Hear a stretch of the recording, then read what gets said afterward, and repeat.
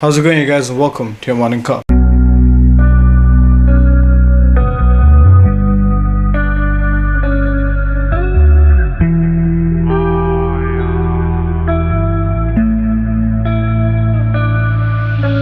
30,000 candles were lit in honor of the COVID-19 victims in Czech Republic, led by the President of Czech Republic himself, Milos Zeman. We saw that this is another show of solidarity for the families that have lost everything. You never know as to what someone is enduring. It's very ignorant to think that this pandemic has not had enormous effect. Not just those that have lost family members or the ones that they love, but also people that have gone through drastic mental stress, mental deterioration. Mental health overall in general is not something that we should take lightly. Considering the sheer amount of lives that were lost during COVID-19, this is a very humble homage. Man City wins the third Premier League title in 4 years as United loses 2-1 to Leicester.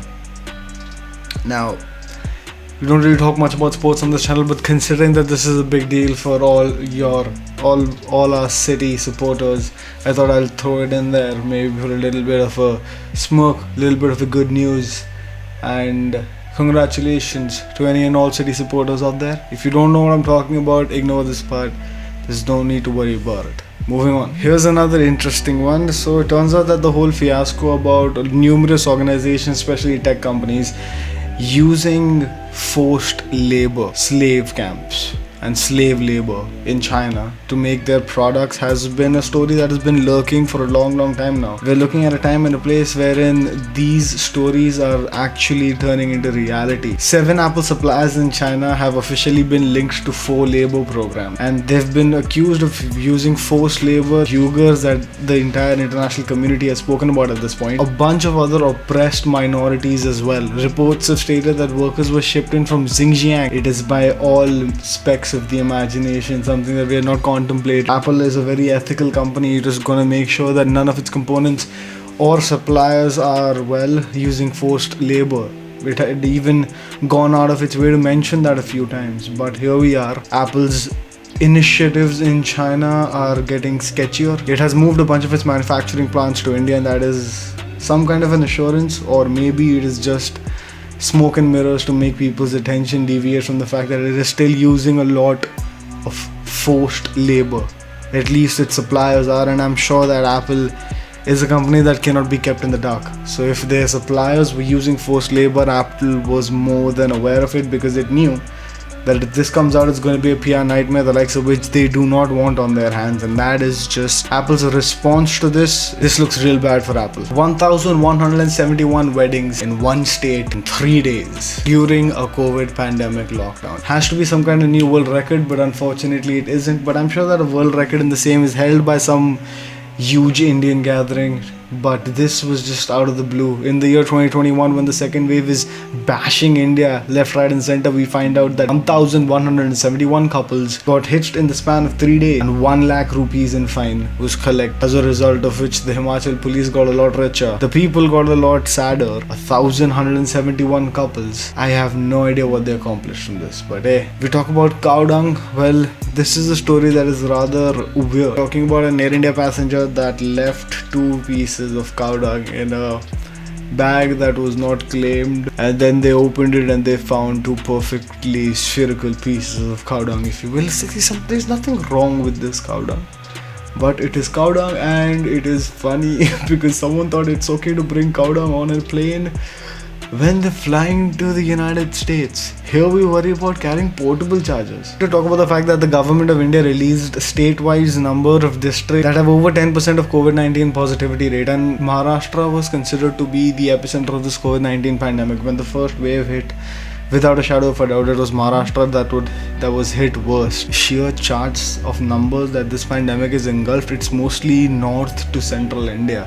We're talking about Madhya Pradesh, Uttar Pradesh, and then Maharashtra. People are taking measures. Lockdowns have been imposed across the spectrum and will continue to be imposed and pushed further and further back. NASA spacecraft finally leaves behind a 4.5 billion year old asteroid with rocks and dust samples. The OSIRIS-REx spacecraft was on this asteroid called Binu, and I have a friend called Binu, which is funny, and I sent him this clip of this specific news, and he did not find that amusing at all, and I don't understand. I thought it was really funny. After orbiting the sun twice, the OSIRIS-REx spacecraft is due to reach Earth on September the 24th, 2023.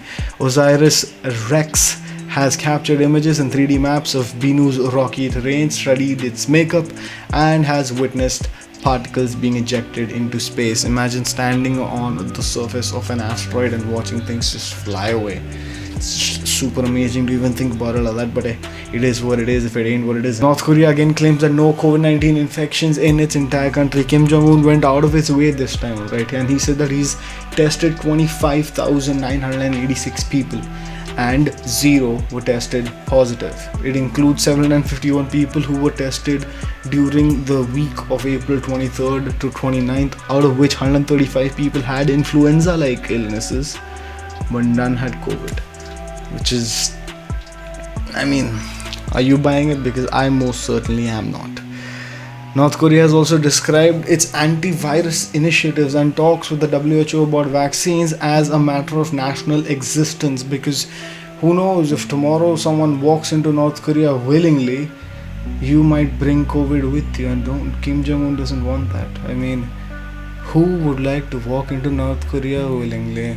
Well, shocker of a story, dead bodies seen floating in the Ganga in UP's Ghazipur. See, a day after many dead bodies were suspectedly COVID-19 positive bodies were tossed into the river, and this is just horrible to even think about, considering the river is now considered as something that has been exposed to the virus itself, and people who visited the place of course brought the virus with them, but not in the scale. This is just gut-wrenching to even think about. The local administration has initiated a probe. The locals complained of the stench from the bloated and decomposed corpses that were just flowing down the river. Man was fishing. Man found one of these. Now I know when the last time I saw one of these was in Finding Nemo, when they're running away from a fish that has a light in front of it, and that thingy's light in front of it is exactly that. It's called bioluminescence, is what I know from the fact that, well, certain organisms that live way deep into the ocean, that's where exactly you find some stuff like this. You see, usually it's way below, and this particular fish, often than not, I believe, is found at the depth of 3,000 feet below the surface.